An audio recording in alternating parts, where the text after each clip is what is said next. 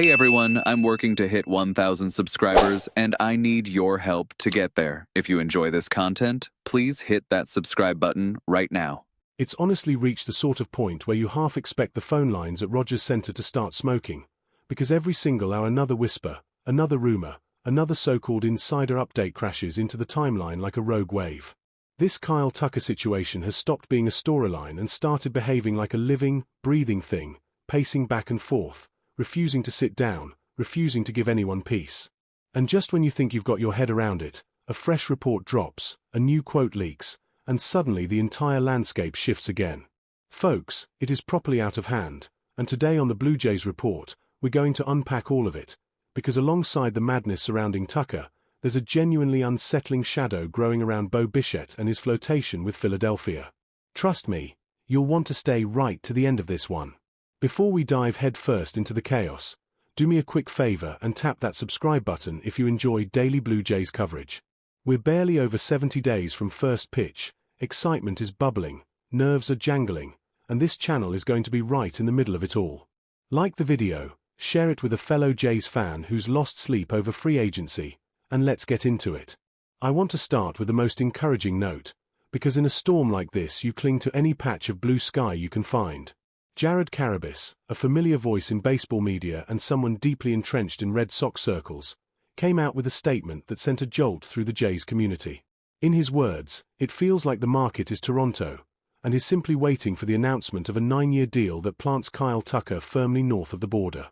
Now, he was careful to clarify that this wasn't a report of a deal being done, but rather a strong belief that the Blue Jays are where the long-term money and commitment live.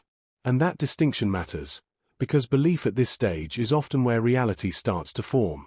At the same time, Mets insider Pat Ragazzo echoed a similar sentiment, suggesting that the Blue Jays make the most sense for Tucker when you step back and look at the big picture.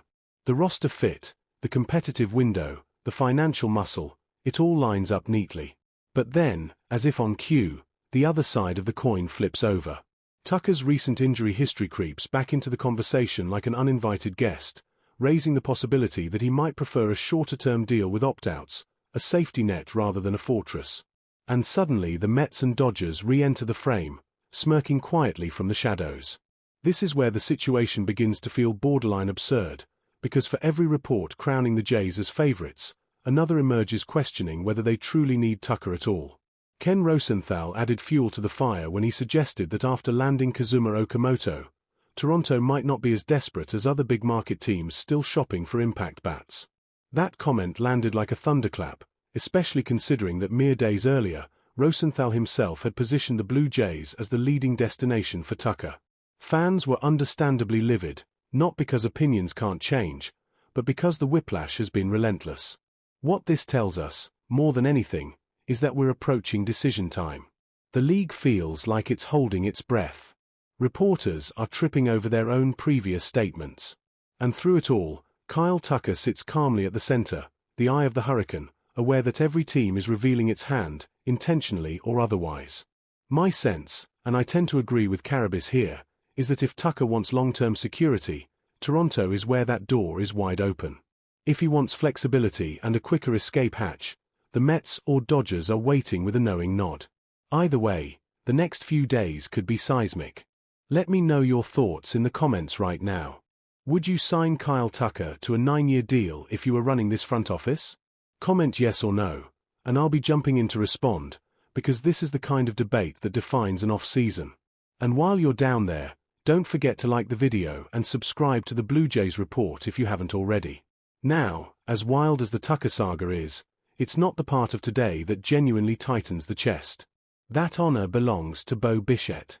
Ken Rosenthal reported that Bichette recently met with the Phillies, and if you read between the lines, the tone has shifted from speculative to ominous. Philadelphia is no longer just lurking, they're stepping forward, confident, persuasive, and increasingly viewed as the favorites. A Zoom meeting might sound mundane, but in modern baseball, that's often where futures are quietly decided.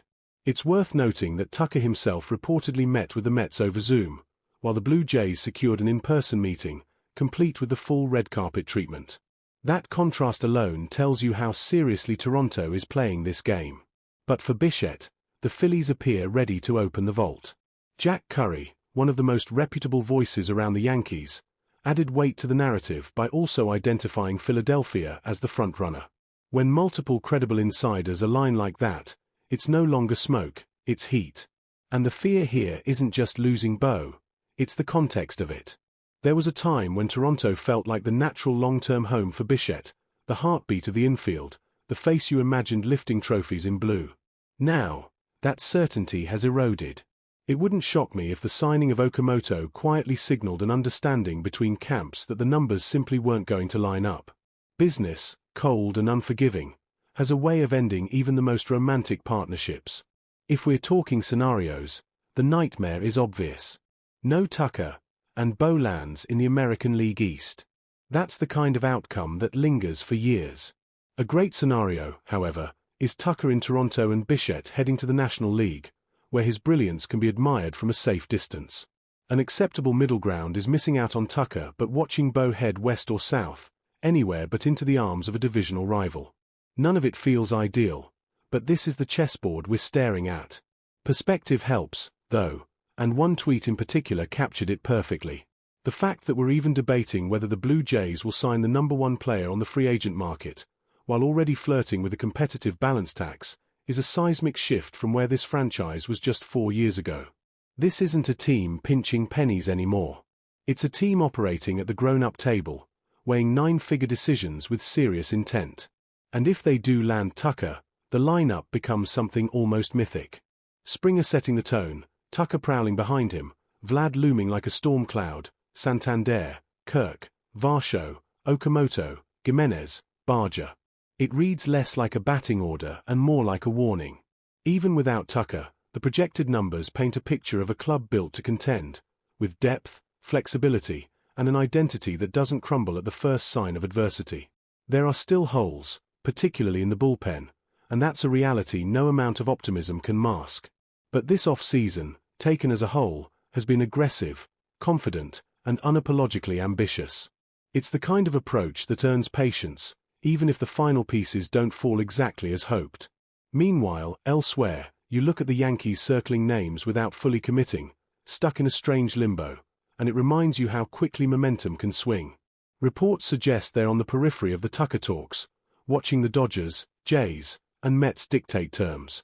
For once, Toronto isn't chasing, it's being chased. So here we are. The situation is chaotic, emotional, and utterly captivating. Decisions are coming, dominoes will fall, and clarity will replace noise. Until then, all we can do is watch, speculate, and argue passionately in the comments. Make sure you're subscribed to the Blue Jays Report so you don't miss a beat, like the video if this rollercoaster has you hooked, and share it with someone who needs to know they're not alone in this madness. One way or another, this story is about to write its ending.